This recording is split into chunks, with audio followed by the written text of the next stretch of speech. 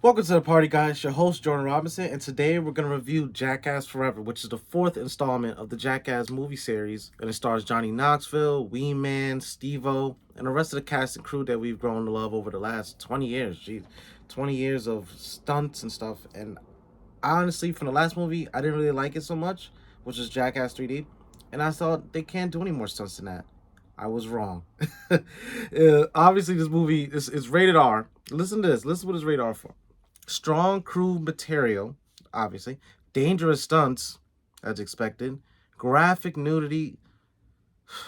Now, when I tell you there's too much nudity in this movie, there is too much nudity. For the first 5 minutes, you'll get desensitized of how many genitalia. Let's say genitalia. I'll try not to say the other word. How much genitalia that is seen on screen. I mean, my goodness, like we don't need that much, but it's still. First off, let's get some early impressions out the way. I honestly loved it. It was actually really funny. I couldn't, I couldn't, I couldn't remember a time I laughed like so hard at jokes. Movies nowadays aren't really like hardcore comedy, and this is hardcore comedy. Of course, this is hardcore guy comedy and really crude and really evil. Like some of these stunts are that they post on there. These are their own friends. These are people that they love, and they do some real messed up and like scary stuff to each other. Like my goodness, like you could have died doing that. Like why are you doing that? But hey, that's what Jackass is. That's what Jackass stands for, and it's apparent even here. I'll try to skirt around some of the stunts to because this is a different review. This isn't necessarily a movie per se. It's more like a documentary where obviously they have clips of the stunts and they're all in on it. It's not a acted or fixed movie. So this be a little different review of how I approach it. Um, I want to highlight some of the stunts. There's a lot of stunts in this movie, but one of the craziest stunts I've seen was they had one of the other crew members. They're kind of talking to them in a documentary way where they're like interviewing them, and it was all a hoax. It was all for nothing. And he's sitting there, and then just how the Kids Choice Awards will have slime come over people, they had pig semen fall all over him. Like I'm not just a little bit, a big amount of pig semen. And I'm like, yo, that's disgusting. And there's even parts of it where they slowed it, and you can see it pop into his mouth. Disgusting, but hilarious. Another stunt is they undressed Wee Man, and they had Wee Man laying on his back, and they undressed him and they put meat in his pants and his underwear. He only had his underwear on, and then they just let a hawk. Oh, I'm not sure if that's the exact bird, but just let a hawk just go out there and just pick pick at his genitalia, and it's he's screaming in pain. He's obviously in pain. Like he obviously doesn't want to do this. He didn't know this was coming up, and it's just horrible prank. Like this is I'm laughing right now because it's replaying in my head.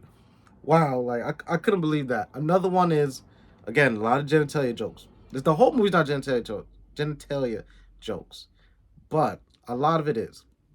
And one of them is Steve-O, which is a legend. Um, he puts a lot of bee honey on his penis, his genitalia, and has bees just hovering over it, and he's screaming in pain. Oh my god, how could they get away with this? He's screaming in obvious pain, and it's really a sight to see. Like I can say these jokes to you. That's why I don't think I'm necessarily spoiling the movie, because once you see it yourself and you feel and you hear how much in pain they are, you can't help but laugh. You're gonna fear for them. You're gonna feel it. You're gonna feel bad for them, but you can't help yourself but laugh. Oh, this one is horrible.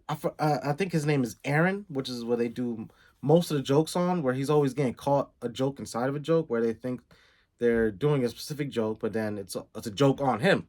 So they strapped him down to a chair, strapped his arms, all that stuff, and then started to pour honey all over him. So I'm like, oh my god, honey, it has to be a bear. They leave the room. They're all watching from the side through a glass, and they let a bear just go wild in it, and the bear is going up to him slowly and slowly. And you would think this is a trained bear. I mean, the bear I think was trained because kind of after the joke, like they showed like the a bear keeper is it called, but the bear keeper is like right outside the door. They have him there just in case something goes wrong because it's a wild animal. You don't know what could happen, and he's going close.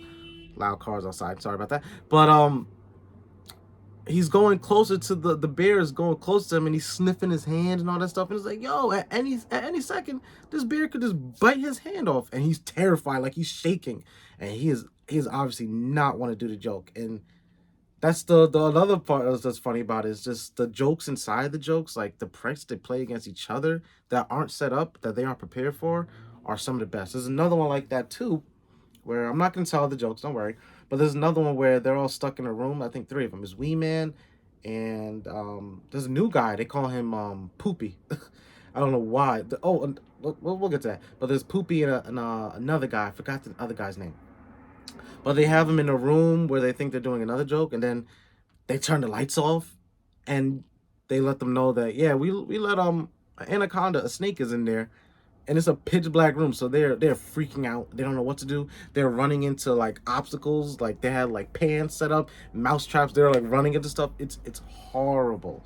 It's horrible. If some of my friends did that, oh man, I'll have to probably fight them. But yeah, that's how the vibe of the movie is like. It's just endless crude humor after crude humor.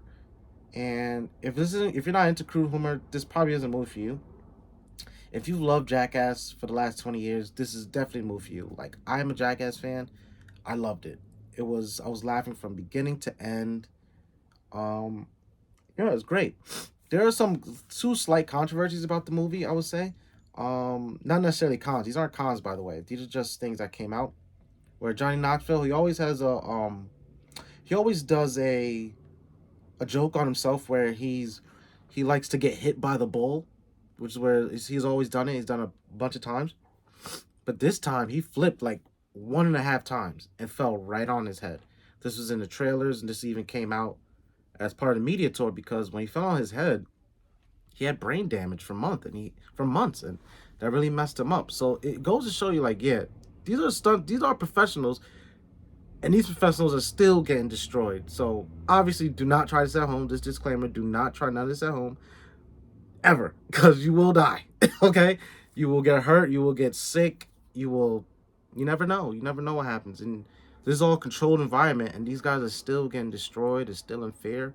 So I think that's another part. Another part is of course one of the series regulars, one of the originators, Bam Margera, was not seen in the movie, which is I can say that's a con that we didn't get to see Bam Margera because we all love Bam Margera, but he was in bad spirits in this before this movie. You know, Ryan Dunn died. The movie's dedicated to Ryan Dunn, of course, the legendary one of the legendary Jackass members that died in 2011, if I'm not mistaken. Yeah, he died in a car crash years ago. But Bam was in the movie because I think there was a rule on set that everybody was sober. You know, all the other movies, a lot of guys did a lot of hard drugs, especially Steve-O, that's well documented. And that was a rule for the movie that, they couldn't do drugs. And he had couldn't do drugs or I think drink as well, if I'm not mistaken, because Bam has been in and out of what's it called? Rehab. So that was a big part of him. They want, it's not cool to do drugs and be messed up like that. It's not good for their health, and he couldn't come through with it, so he was out of the movie. And it's a lot of controversy and a lot of vitriol between Bam and the Jackass crew members, which I hope one day they get over and can reconcile. And maybe there's another Jackass movie, because another good thing that's what I was going to get to earlier with the poopy guy, there's a lot of new Jackass members. It's like a next generation of Jackass is still coming, which I was not expecting at all. I was expecting this the old guys. You see all the old guys, they're all old, they got gray hair, but you have a whole crop of new members. They even have a female member now, which first female member. I don't know her name exactly, but she did a crazy stunt too, where I'm like, yo, like, who does that? Like, you can't do that. That is unsafe. Like, all in all, to wrap things up, will I give Jackass 1 out of 10? I think I will give Jackass a solid 8. A solid 8, because I liked it. I'm going to see it again. I would like to show other people. The stunts are absolutely wild. I'm surprised that they can still do stuff that amaze me to this day. Yeah, I think that's it.